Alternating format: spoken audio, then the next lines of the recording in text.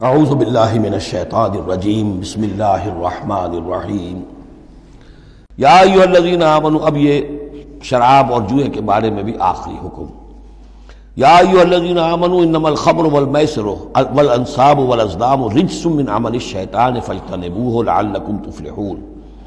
اہل ایمان، یقیناً شراب اور جوا اور بت اور پانسے یہ سب گندے کام ہیں، شیطان کے عمل میں سے ہیں۔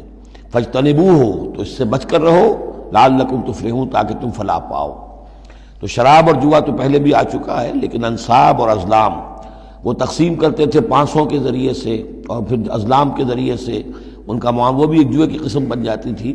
تو ان تمام چیزوں کو جو ہے رجس من عمل الشیطان قرار دیا۔ انما یرید الشیطان ان یوقع بینکم العداوۃ والبغضاء، یقیناً شیطان تو یہ چاہتا ہے کہ ان چیزوں کے ذریعے سے تمہارے اندر دشمنی اور بغض پیدا کر دے۔ یہ بہت اہم بات ہے کہ شراب کے نشے میں بھی انسان چونکہ اپنا ہوش اور شعور کھو بیٹھتا ہے، تو اب اسے کچھ معلوم نہیں کیا بکواس اس نے کی ہے، کیا کر رہا ہے۔ اس سے بھی یہ ہے کہ بہت سے جھگڑے شروع ہو جائیں گے، فساد شروع ہو جائے گا۔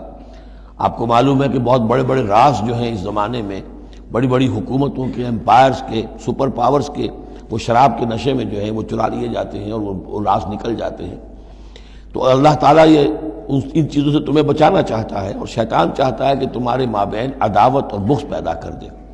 اسی طریقے سے جوئے میں بھی چونکہ آدمی دیکھ رہا ہے، وہ اس نے ہارا، پھر کچھ اور ہارا، پھر کچھ اور ہارا، ایک وقت آتا ہے کہ پھر وہ برسٹ ہو جاتا ہے غصے میں اور وہ آگ بگولا ہو جاتا ہے، اس لیے کہ ظاہر بات ہے اسے نظر آ رہا ہے کہ جو مجھ سے جیت رہا ہے وہ کسی محنت کی وجہ سے نہیں جیت رہا ہے۔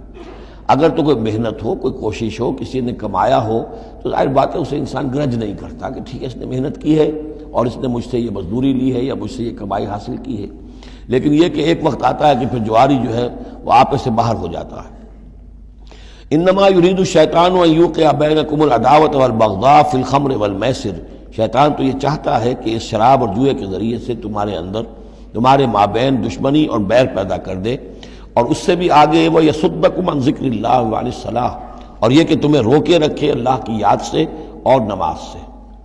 یہ معاملہ بھی شراب کا تو بالکل واضح ہے، لیکن یہ کہ جوئے میں بھی یہ ہوتا ہے کہ ایک آدمی دفعہ اس میں لگ جائے تو پھر یہ ہے کہ وہاں سے نکلنا مشکل ہوتا ہے۔ جیسے تاش کا معاملہ ہے یا اور شطرنج ہے، یہ کھیل ایسے ہیں کہ جن کے اندر لگ کر پھر انسان جو ہے ان چیزوں سے غافل ہو جاتا ہے۔ فَهَلْ أَنْتُمْ مُنْتَهُونَ، تو اب باز آتے ہو یا نہیں؟ یہ انداز جو ہے یہ بڑا سخت ہے۔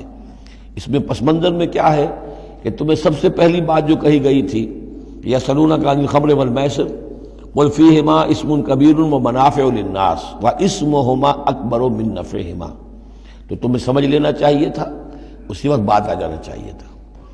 جو رخ تھا اللہ تعالیٰ کی، جو مصلحت تھی، شریعت کا جو رخ تھا وہ تو واضح ہو گیا تھا۔ خیر چلیے، اس پر بھی تم نے نہیں مانا۔ پھر اگلا قدم ہم نے اٹھایا اور کہا کہ اگر شراب کے نشے میں ہو تو نماز کے قریب نہ جاؤ۔ اس سے تو پھر اب پوری طریقے سے واضح ہو جانا چاہیے تھا کہ دین کی اہم ترین چیز جو ہے وہ نماز ہے، صلاۃ و عماد الدین، دین کا ستون ہے، اور یہ جو شے ہے وہ ہمیں نماز سے روک رہی ہے، تو تمہیں چھوڑ دینا چاہیے تھا۔